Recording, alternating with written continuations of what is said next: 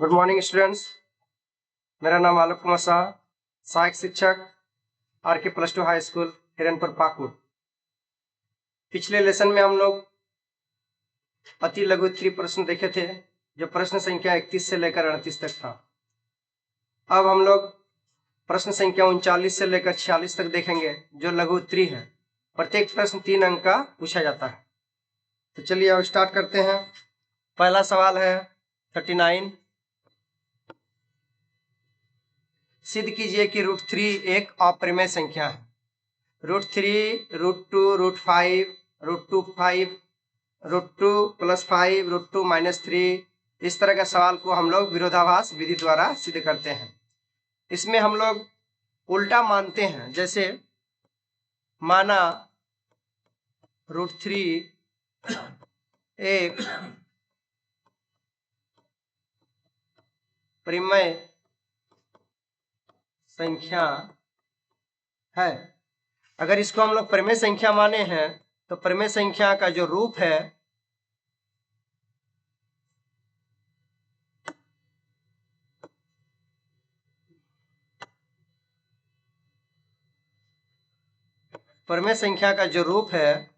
P/Q, उसके साथ हम लोग बराबर कर सकते हैं। साथ में शर्त होता है कि PQ वो होना चाहिए पूर्णांक, और Q का मान 0 भी नहीं होना चाहिए, और PQ सहअभाज्य होना चाहिए।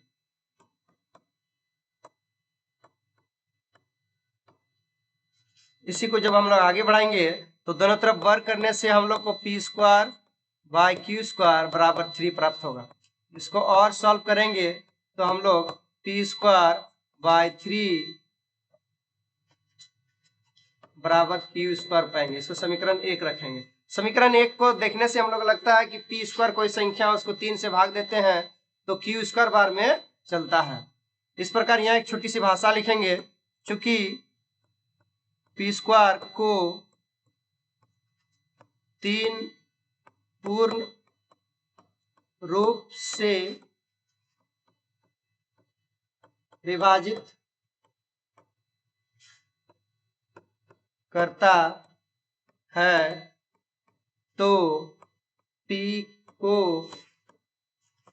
भी 3 पूर्ण रूप से विभाजित करेगा। अब हम लोग अगले इस चरण में P का रूप बदल देते हैं। P बराबर हम लोग मान लेते हैं 3m, ब्रैकेट में माना। अब समीकरण 1 में P का मान रखना है 3m, तो 3m का होल स्क्वायर बाय 3 बराबर Q²। इसको जब और सॉल्व करेंगे तो 3 3 कट जाएगा, तो बचेगा 3m का स्क्वायर बराबर Q²। इसको और सॉल्व करेंगे तो हमको Q²/3 बराबर m² मिलेगा। इसको समीकरण 2 रखेंगे। समीकरण 2 और समीकरण 1 का चेहरा लगभग एक जैसा है, इसीलिए समीकरण 2 में जो भाषा लिखा गया है वो समीकरण 1 में जो भाषा लिखा गया है वो समीकरण 2 में भी लिखेंगे Q के लिए। तो चूंकि Q² को 3 पूर्ण रूप से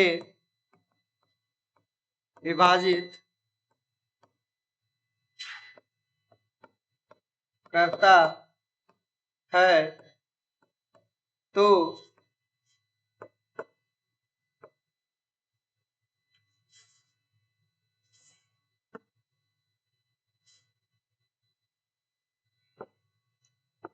Q को भी पूर्ण रूप से विभाजित करेगा।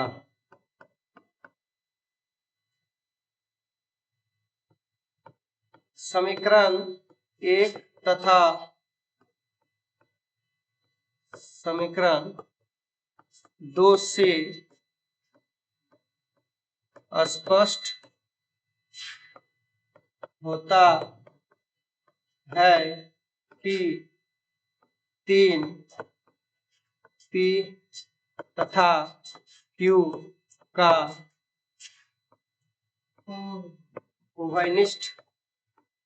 उभयनिष्ठ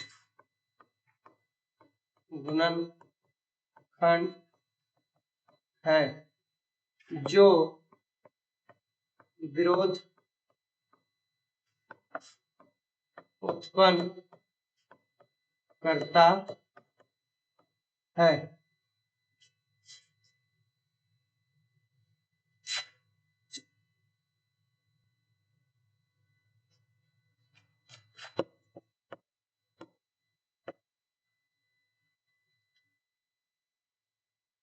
इस प्रकार हम लोग देखें कि समीकरण 1 और समीकरण 2 से विरोधाभास उत्पन्न इसलिए हुआ क्योंकि समीकरण 1 और 2 में हम लोग देख रहे हैं 3 p को भी काटता है और q को भी काटता है, जबकि हम लोगों ने माना है कि p और q दोनों क्या है, सहअभाज्य है। और कोई भी दो संख्या सहअभाज्य तब होता है जब उनके बीच उभयनिष्ठ गुणनखंड केवल एक हो। तो इस प्रकार हमें विरोधाभास उत्पन्न हुआ, अतः हमारा मानना गलत है कि √3 एक परिमेय संख्या है, अतः √3 एक अपरिमेय संख्या होगा, सिद्ध हुआ। इस तरह से हम लोग √3 को अपरिमेय सिद्ध कर सकते हैं। ठीक है, अब हम लोग चलते हैं 40 नंबर सवाल में। सवाल नंबर 40, समीकरण युग्म, ये रेखिक समीकरण से ये सवाल है। 2x प्लस y माइनस 6 इधर है तो उधर जाएगा +6, और 2x माइनस y उधर जाएगा तो 2। इसको समीकरण 1 ले लेंगे, इसको समीकरण 2 लेंगे। रेखिक समीकरण को हम लोग 4 विधि से हल कर सकते हैं। पहली विधि प्रतिस्थापन विधि, दूसरी विधि विलोपन विधि, फिर तीसरी विधि ग्राफ विधि, फिर चौथा विधि वज्र गुणनखंड विधि। तो यहाँ पर सवाल में हमसे कहा गया है ग्राफ विधि से बनाएं। तो ग्राफ विधि में सबसे पहले जो दिए हुए समीकरण होते हैं उसको पहले वाले को हम लोग समीकरण 1 मान लेते हैं, दूसरे वाले को समीकरण 2 मान लेते हैं। अब समीकरण 1 के लिए एक टेबल बनाना पड़ता है और समीकरण 2 के लिए भी एक टेबल बनाना पड़ता है। टेबल बन गया मतलब मेरा सवाल लगभग कंप्लीट।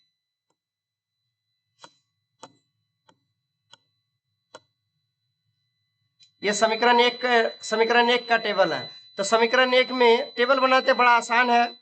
हम लोग x का मान अपने से रखते हैं समीकरण में, तब जाके हमको y का मान प्राप्त होता है। जैसे समीकरण 1 में हम लोग x का मान रखे 0, तो यहाँ पर रख दिए 0, तो y बराबर कितना मिला 6। समीकरण 1 में हम लोग x का मान रखेंगे 1, तो यहाँ हो गया 2 गुना 1 2, और ये जो उधर जाके घट जाएगा तो 6 में से 4, तो x का मान 1 रखने से y का मान 4 प्राप्त हुआ। फिर उसी प्रकार हम लोग समीकरण 2 में रखेंगे। समीकरण 2 में भी x का मान अगर 0 रखें तो हमको प्राप्त हो रहा है y बराबर -2, y बराबर -2। समीकरण 2 में फिर x बराबर 1 रखें, x बराबर 1 रखें तो हमको प्राप्त हो रहा है 2 2 कट गया तो y बराबर 0 प्राप्त होगा, y बराबर 0। तो इस प्रकार हम लोग समीकरण 1 से जो बिंदु मिला 0,6 और 1,4, और इसमें मिला 0, -2 और 1,0। अब कुछ नहीं, ये वाला जो बिंदु निकला इसको ग्राफ में हम लोग कोऑर्डिनेट एक्सिस के ग्राफ में रख देंगे तो हमको ग्राफ प्राप्त होगा। ये y dash x dash y coordinate centre. अब पहला वाला जो मेरा बिंदु है वो x का मान 0 है, y का मान 6 है। अगर y का मान हम यहाँ पर 6 देते हैं तो वो वाला पहला वाला जो बिंदु होगा वो 0,6 यहीं पर मिलेगा। ये हो गया 6। दूसरा वाला है x का मान 1, y का मान 4। तो x का मान लिया जाए, अगर यहाँ 1 है तो x का मान, y का मान यहाँ 5, यहाँ पर मान सकते हैं 4। तो हमको जो दूसरा वाला बिंदु मिलेगा वो मिलेगा यहाँ पर, इसका नाम होगा 1,4। ठीक, अब हमको दो बिंदु मिल गया, तो हम इससे इस प्रकार का स्केल के थ्रू ग्राफ खींच लेते हैं। फिर हम लोग आते हैं, ये समीकरण 1 का ग्राफ हो गया। अब समीकरण 2 का ग्राफ देखते हैं। समीकरण 2 में पहला बिंदु है 0,-2, तो माइनस वाला पार्ट नीचे आएगा y का मान, तो -2 मान लिए यहाँ पर है। तो ये वाला जो बिंदु होगा वो यहाँ पर होगा, इसका नाम होगा 0,-2। ठीक, अगला है 1,0, x का मान 1, y का 0, तो इसका मतलब बिंदु तो यहीं पर मिलेगा, बिंदु तो यहीं पर मिलेगा। तो x का मान हो गया 1, y का 0। तो इसी प्रकार इसको भी हम लोग दोनों बिंदु को मिलाते हुए रेखा खींचेंगे। तो हम लोग को जब ये ग्राफ पेपर में जब बनाएंगे तो हम लोग को स्पष्ट पता चलेगा कि ये जो स्थान है वो 2,2 का स्थान है। क्योंकि इस ये जो समीकरण है रेखिक समीकरण, इसका हल है 2,2, तो ग्राफ विधि से भी इसका हल 2,2 ही मिलेगा। थोड़ा बहुत हम लोग ऐसे भी देख सकते हैं, क्योंकि ये सादा बोर्ड है इसीलिए, तो ये वाला 2 का ही स्थान है। तो इसका जो आंसर होगा, हल होगा, वो होगा 2, हल x, y बराबर 2,2। ठीक है,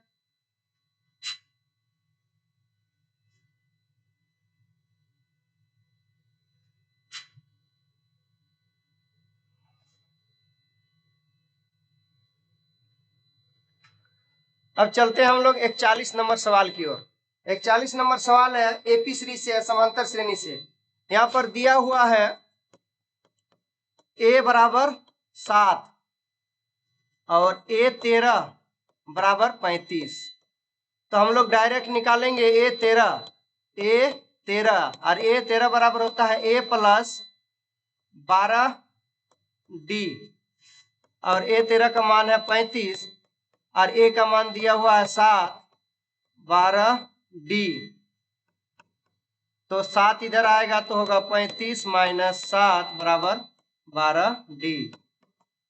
तो 28 बराबर 12d।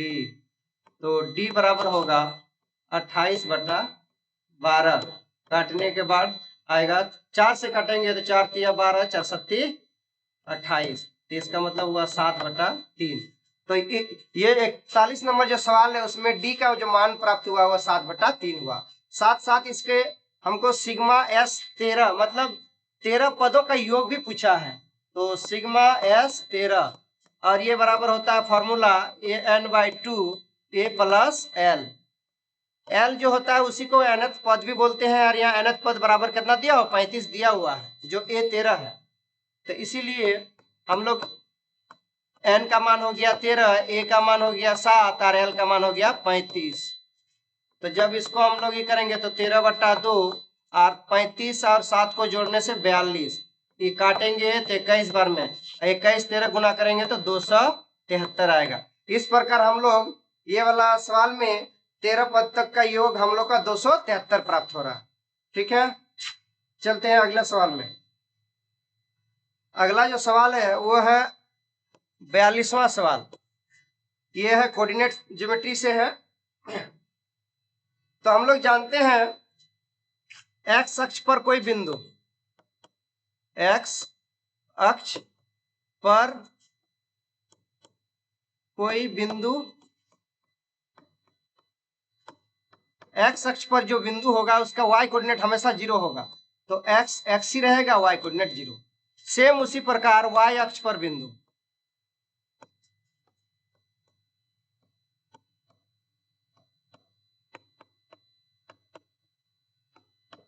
तो y अक्ष पर बिंदु होगा तो x कोऑर्डिनेट उसका 0 होगा।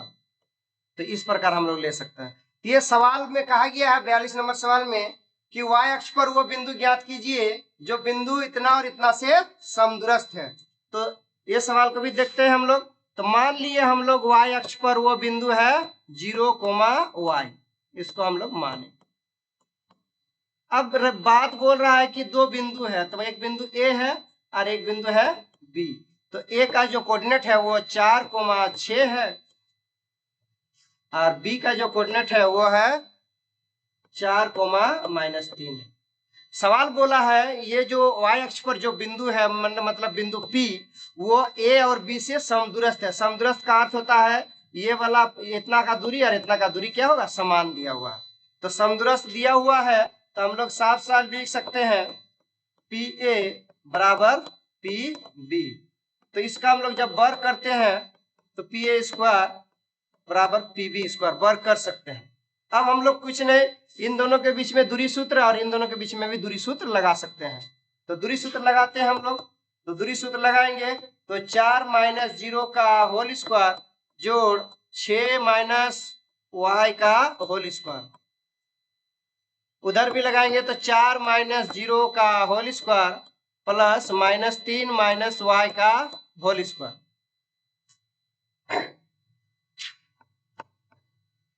अब हम लोग इसका स्क्वायर करेंगे तो 4 का स्क्वायर 16, इसको a माइनस बी का होल स्क्वायर में तोड़ेंगे तो 6 का स्क्वायर 36 माइनस 6 दूनी 12y प्लस y का स्क्वायर। 4 का स्क्वायर उधर भी करेंगे तो 16 प्लस माइनस 3 का स्क्वायर मतलब 9 और माइनस 3 का स्क्वायर 9 माइनस 3 दूनी 6y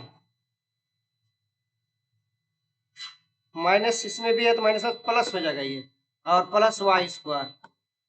ठीक, इसको जब आगे हम लोग सॉल्व करेंगे तो इधर देखिए बराबर होने के नाते ये कट जाएगा, y स्क्वायर भी कट जाएगा तो हमारा बचेगा 36 माइनस 9 और उधर बचेगा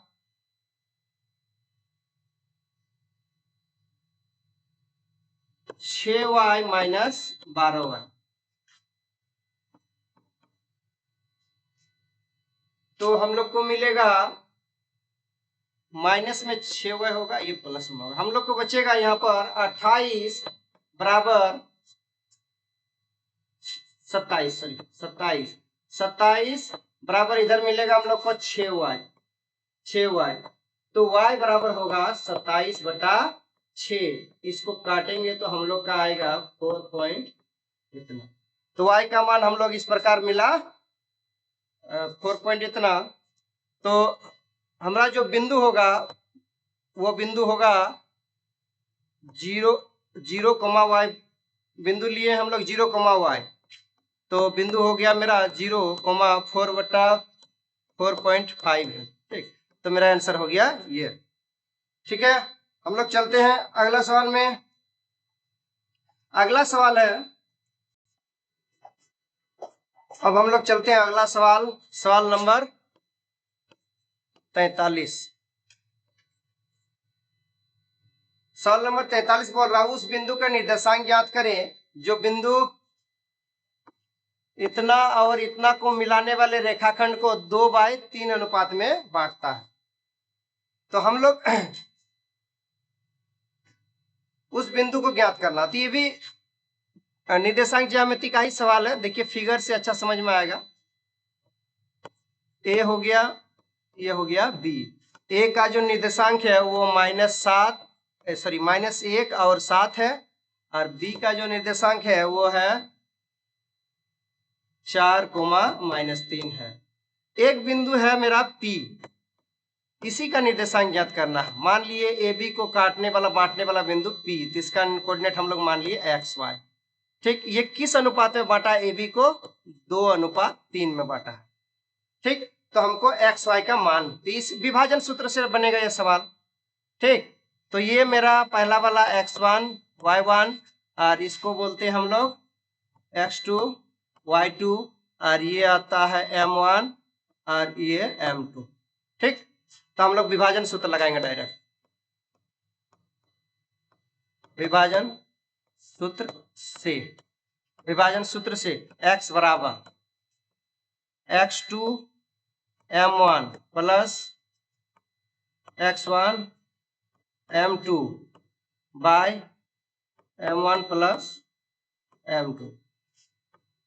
X2 4 M1 तो 4 गुना 2 प्लस है तो प्लस x1 -1 और m2 3 बटा 2 जोड़ 3, 4 दूनी 8 -3 बटा 3 और 2 5, तो मतलब 5 बटा 5 कटने के बाद कितना आया 1।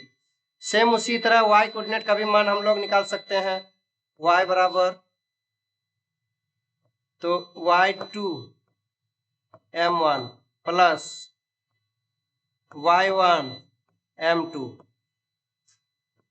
m1 प्लस m2, तो y2 जो मेरा है वो है -3,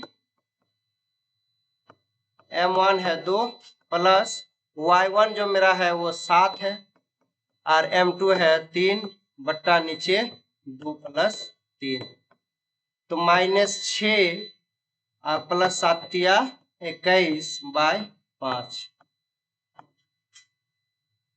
तो 21 में 6 चला गया तो हम लोग का हुआ 15, तो 15/5, तो काटेंगे तो 3।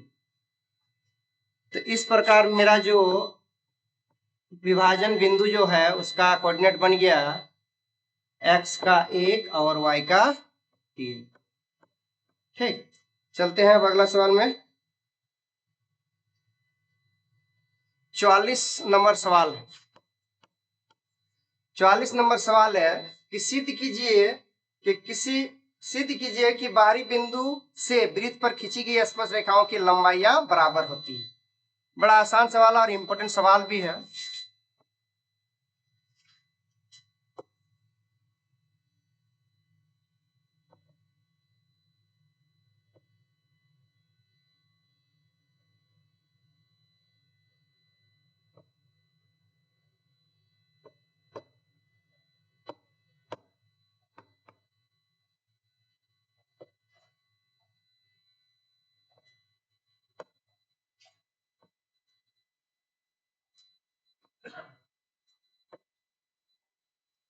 देखिए यहाँ पर हम लोग एक वृत्त ले लिए, उसकी दो स्पर्श रेखा PA और PB ले लिए।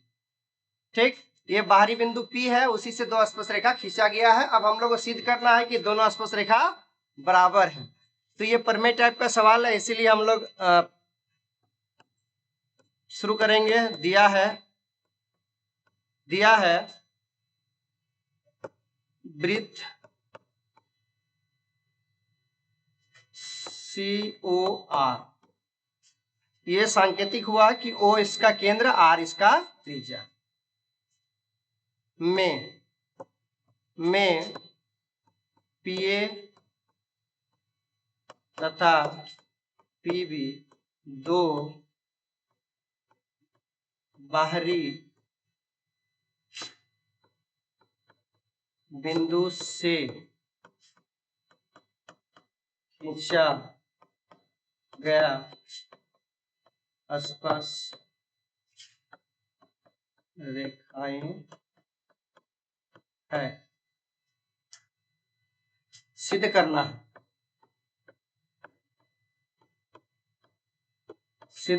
है PA बराबर PB, सही हमको सिद्ध करना है।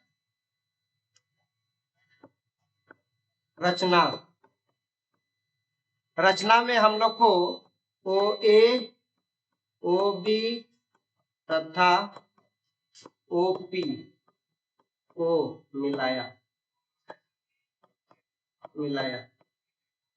अब चलते हैं हम लोग प्रमाण में। बड़ा आसान है। दोनों यहाँ पर देखिए दो त्रिभुज बन रहा, एक ये वाला त्रिभुज और एक ये वाला त्रिभुज। ये दोनों त्रिभुज को क्या करना है, हम लोग को सर्वांगसम दिखा देना है। तो देखिए त्रिभुज AOP तथा त्रिभुज BOP में, इन दो त्रिभुज में बात करते हैं। तो गौर से देखिए, कोण A बराबर हो जाएगा कोण B। किस आधार पे होगा बराबर, जानते हैं हम लोग 90 डिग्री होने के कारण। किस आधार पे, 90 डिग्री होने के कारण। हम लोग जानते हैं स्पर्श रेखा और वृत्त की त्रिज्या लंबवत होती है, इसीलिए 90 डिग्री कोण बनेगा। ठीक है,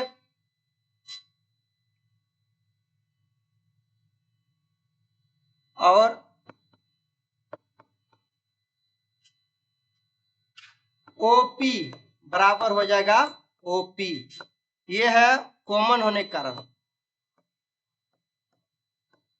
कॉमन होने के कारण।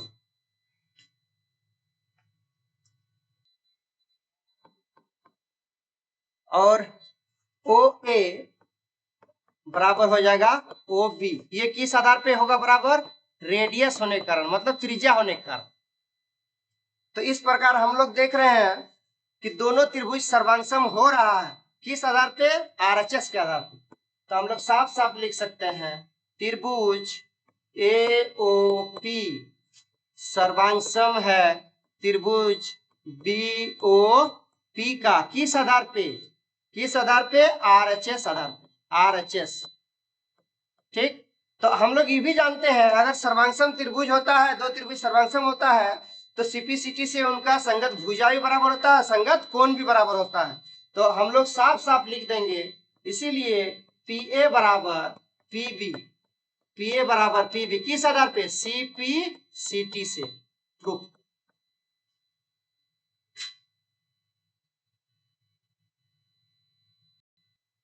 चलिए हम लोग अगले क्वेश्चन की ओर चलते हैं। Question number 45। क्वेश्चन नंबर जो 45 है, ये त्रिकोणमिति का सवाल है। अब बहुत ही इंपॉर्टेंट सवाल है ये सवाल। तो हम लोग जब इस तरह का त्रिकोणमिति का सवाल आता है तो LHS लेते हैं हम लोग। सबसे पहले क्या है? cos A by 1 plus sine A plus 1 plus sine A by cos A। ठीक,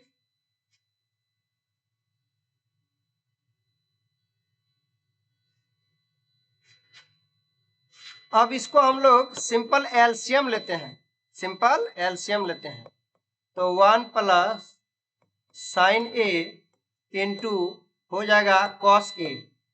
अब हम लोग साइन 1 प्लस साइन वाला इसके साथ भाग के कट जाएगा तो बचेगा cos, और ऊपर में भी यहाँ है cos, तो cos का स्क्वायर A प्लस यहाँ से हम इसको भाग देंगे तो cos कट जाएगा, 1 प्लस साइन रह जाएगा, तो ऊपर में बचेगा 1 प्लस साइन A का होल स्क्वायर।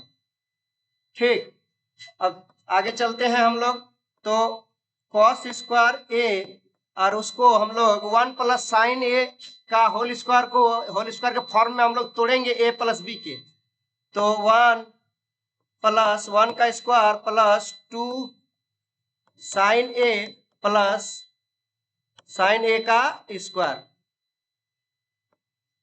बाय नीचे जो है वही रखना है, तो sine A into cos A।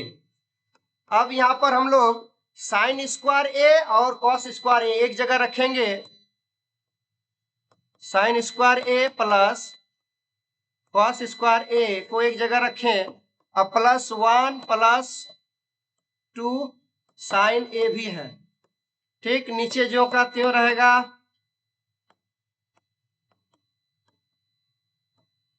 Cos A। अब देखिए हम लोग जानते हैं त्रिकोणमिति में sign square A plus cos square A बराबर 1 होता है। Sign square A plus cos square A बराबर 1, तो 1 प्लस ऑलरेडी 1 है 2 sine A by 1 plus sine A into cos A। अब इसको 1 जोड़ के 2 तो होगा 2 plus 2 sine A by 1 plus sine A into cos A। अब यहाँ पर 2 हमारा कॉमन आ जाएगा, 2 कॉमन आ जाएगा तो बचेगा वहां ऊपर में 1 प्लस साइन A, नीचे जो का त्यों रहेगा तो sine A into cos A।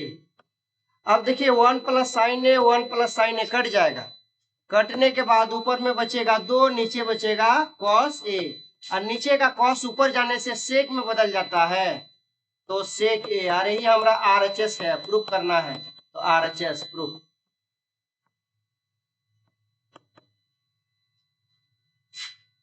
बहुत ही इंपॉर्टेंट सवाल है ये। अब हम लोग चलते हैं 46 नंबर सवाल में। 46 नंबर जो सवाल है, एक वृत्त के चतुर्थांश का क्षेत्रफल ज्ञात कीजिए जिसकी परिधि दिया हुआ है। यहाँ पर देखिए परिधि दिया हुआ है, तो ये एक वृत्त है, मान लीजिए इसका त्रिज्या r है, इसका जो परिधि होगा वो होगा 2 पाई r, परिधि बराबर होगा 2 पाई r। ठीक, तो हम लोग परिधि दिया हुआ है, तो हम लोग परिधि जो दिया हुआ है उसके फॉर्मूला के साथ बराबर करते हैं। दिया हुआ है परिधि बराबर 2 पाई r बराबर कितना दिया हुआ 22,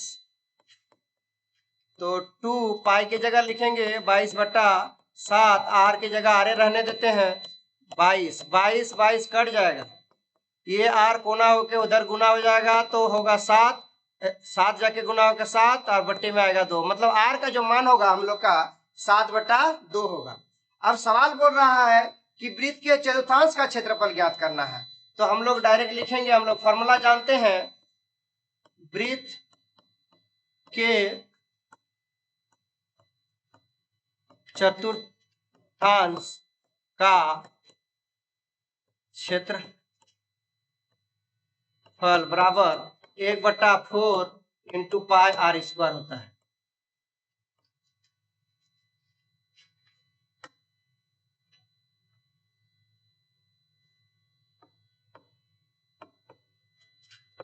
तो पाई का मान 1/4 तो रहेगा, पाई का मान 22/7, r का मान आया 7/2 गुने 7/2, एक साथ कटा, ये 2, 11 बार में नीचे और कटेगा नहीं, तो 11 सत्ती 77 और नीचे 4 दूनी 8, तो 77/8 क्षेत्रफल है, तो सेंटीमीटर स्क्वायर इसका आंसर होगा। तो इस प्रकार हम लोग का प्रश्न संख्या 39 से लेकर 46 तक भी कंप्लीट हुआ, जो लघु उत्तरीय प्रश्न है। प्रत्येक प्रश्न 3 अंक का होता है। इस प्रकार हम लोग का समाप्त हुआ।